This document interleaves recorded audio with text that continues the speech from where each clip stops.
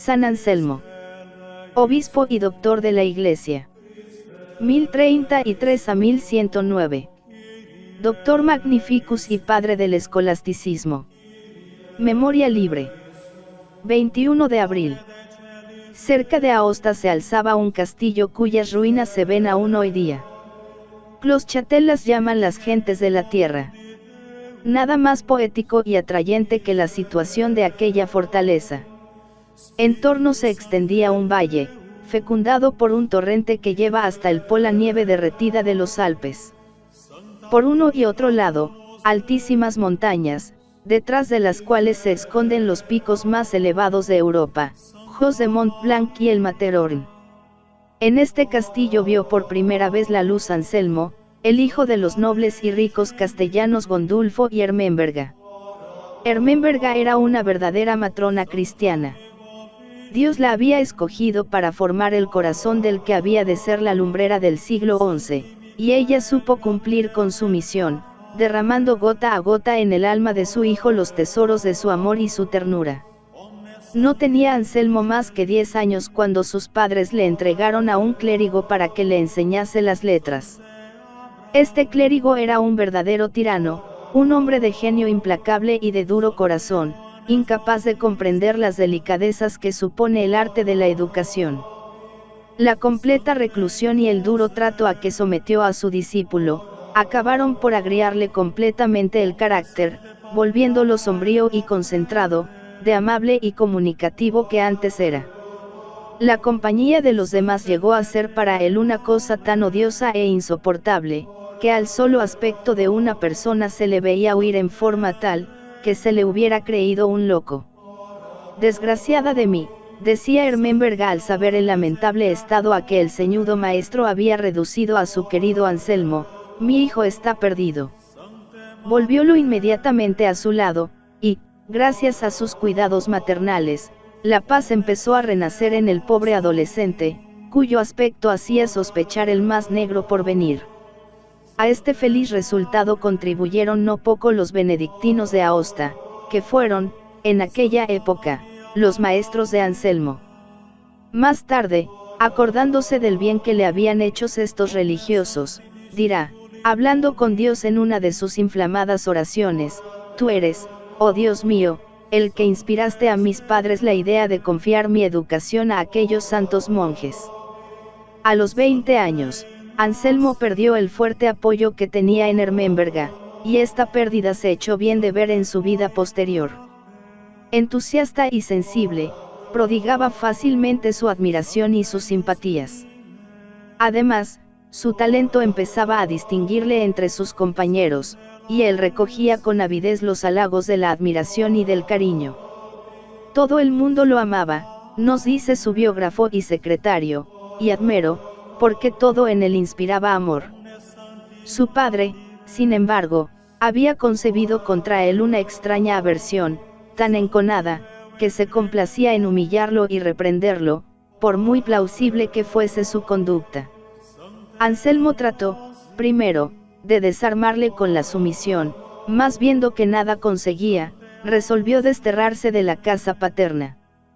Pasó el monte Cenis, acompañado de un solo servidor, anduvo errante durante algún tiempo por las provincias de Borgoña y de Francia, y, habiendo oído hablar de Bec, allí dirigió sus pasos, con intento de completar sus estudios en aquella ya renombrada escuela. Corría entonces el año 1060 de la era de Cristo, y contaba Anselmo 26 de edad. Bec, la famosa abadía normanda, no tenía aún medio siglo de existencia. Su abad, y al mismo tiempo su fundador, era un anciano de vida inmaculada, caballero esforzado y famoso en el mundo, que había sentido el divino llamamiento entre el estrépito de los torneos y los fragores del combate. Se llamaba Erluino. Su monasterio no hubiera sido más que uno de tantos como entonces se levantaban por todas partes si Dios no hubiera unido a su obra un hombre providencial. Hoy es frecuente ver los señoríos que dejan a los señores, pero en aquellos siglos lejanos sucedía lo contrario todos los días. Tampoco vemos en nuestro tiempo muchos profesores que, cansados de decir vaciedades, se consagren al silencio. Un día, mientras Erluino dirigía la construcción de un horno, se le presentó un extranjero. Dios te guarde, le dijo el desconocido. Él te bendiga. ¿Eres lombardo?, preguntó el abad, creyendo reconocer su patria en el acento. Sí, de Pavía. ¿Qué es lo que quieres? Quiero hacerme monje. Este lombardo era Lanfranco, el que hizo de la escuela de Bec la más famosa del siglo XI, el que había de ser más tarde admirado en toda la iglesia. Sabía la gramática, dice un contemporáneo, como Herodiano, la dialéctica, como Aristóteles, la retórica, como Cicerón, la Sagrada Escritura, como Jerónimo y Agustín. Tal es el maestro que encontró Anselmo en Bec.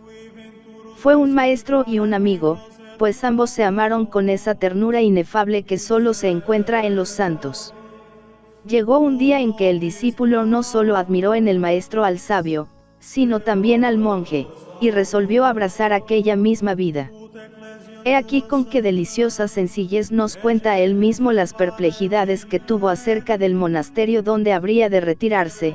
Estoy resuelto a hacerme monje, pero ¿dónde?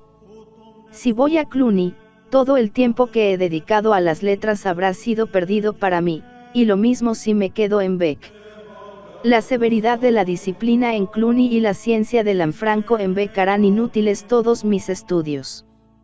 Así pensaba mi orgullo. Pero, en medio de la lucha, sentí la ayuda divina. ¿Qué? Es de un monje buscar los honores, las alabanzas, la celebridad. Claro que no.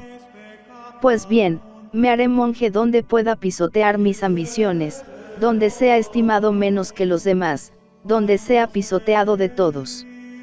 Y esto lo conseguiré seguramente en Bec, donde no podré tener ninguna influencia, por encontrarse allí un hombre cuya extraordinaria sabiduría atrae las miradas de todo el mundo.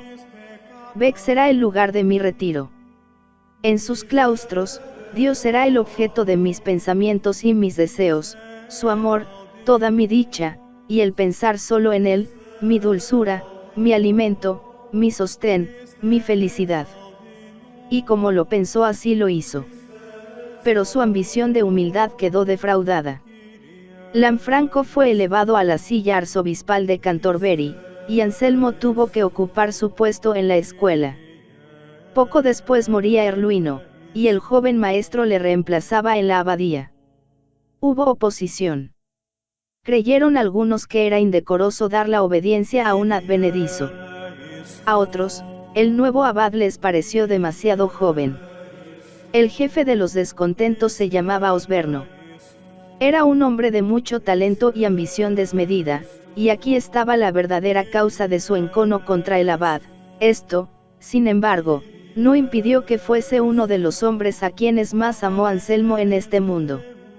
Habiendo enfermado Osberno, el buen abad no se apartaba de su lado, le consolaba, le servía, y él mismo le daba el alimento, y cuando la muerte lo arrebató del monasterio, pasó varios días llorándolo, y durante un año entero ofreció por él el santo sacrificio de la misa. Yo te conjuro, escribía en esta ocasión a un amigo llamado Gondulfo, que te acuerdes de mi querido Osberno. Donde quiera que Osberno se encuentre, su alma es mi alma. Al ser elegido abad, la vida de Anselmo pierde algo de su intimidad deliciosa. El abad, en el siglo XI, es un alto personaje, un gran señor, cuya existencia debe ir unida a todo el movimiento religioso y político del país, a todos los elementos del orden social, varones y siervos, legos y eclesiásticos, guerreros y colonos. Este es el ambiente en que se desarrolla la actividad de Anselmo durante 15 años. Su acción exterior se acrecienta por su misma popularidad y la importancia de su monasterio. Tan pronto lo vemos al lado de su amigo Lanfranco, como en la corte del duque de Normandía, o en la de Guillermo el Conquistador. Pero mientras lucha con los señores comarcanos en defensa de su monasterio, defiende la pureza de la fe contra Berengario, discute con los herejes y confunde al racionalista Roselino. De cuando en cuando vuelve a su retiro para continuar sus obras interrumpidas, para vigilar su querida escuela, aquel famoso gimnasio de Beck, en cuyas aulas los hijos de los príncipes se codean con los humildes clérigos, para caldear su espíritu en la soledad y repartir a sus monjes el pan de la doctrina. Sus monjes le aguardaban con amor, porque tenían sed de aquella dulce elocuencia, que tenía en el claustro su más bella realización. No era la elocuencia vehemente del tribuno, era una palabra rebosante de unción y suavidad, que penetraba las almas. Su voz tenía siempre inflexiones modestas y un encanto noble y reposado, jamás la esforzaba. Timbre puro y armonioso, que destilaba gota a gota delicados sonidos, como vibraciones de una música celeste. La reina de Inglaterra, Matilde, se acordaba de aquel angélico rumor cuando escribía al santo, con maternal solicitud y astucia muy femenina, que evitase las penitencias excesivas para no perder la voz armoniosa y suave que anunciaba la palabra de Dios en un tono bello, agradable y tranquilo. La calma era uno de los rasgos distintivos de Anselmo. Su figura imponente y majestuosa estaba siempre serena. Mientras hablaba, su mirada viva y ardiente parecía suspensa de lo invisible, pero sin la convulsión del transporte. A veces, por su frente pálida pasaba un relámpago que obraba una transfiguración. Sucesor de Lanfranco en la escuela de Beck, Anselmo le reemplazó también en la silla primada de Cantorbery. Fue esto en 1092. Desde entonces, para él, vivir será luchar. Antes de ser nombrado arzobispo había dicho al monarca, no te empeñes en uncir un toro con un cordero, porque no podrán trillar. El rey estaba bien definido, un hombre violento, despótico, altivo y rapaz. Se llamaba Guillermo el Rojo. Como Enrique IV, su contemporáneo, quería ser rey y papa a la vez. Pretendía disponer con autoridad absoluta en los negocios eclesiásticos, ambicionaba las riquezas de la Iglesia, y para él no había más cánones que su voluntad. Anselmo aconsejó, amenazó, y terminó lanzando el rayo del anatema. En su alma llevaba la energía indomable de Gregorio VII. Antes que doblegarse ante la injusticia, prefirió abandonar la mitra y errar a través del continente, brillando por su sabiduría en los concilios. Pero Inglaterra reclamaba a su pastor. Llamado por el hijo de Guillermo, el primado volvió a aparecer en su sede, con aplauso de todo el reino. Aunque delicado en su trato, de maneras cortesanas y exquisitas, Anselmo se había revelado como un gran carácter. En su administración era severo y hasta meticuloso. Daría 1000 escudos a un mendigo, pero no toleraba que un servidor le robase un dinero, empeñaría el pectoral para defender el reino, pero el rey no se incautaría violentamente del menor censo de la Iglesia.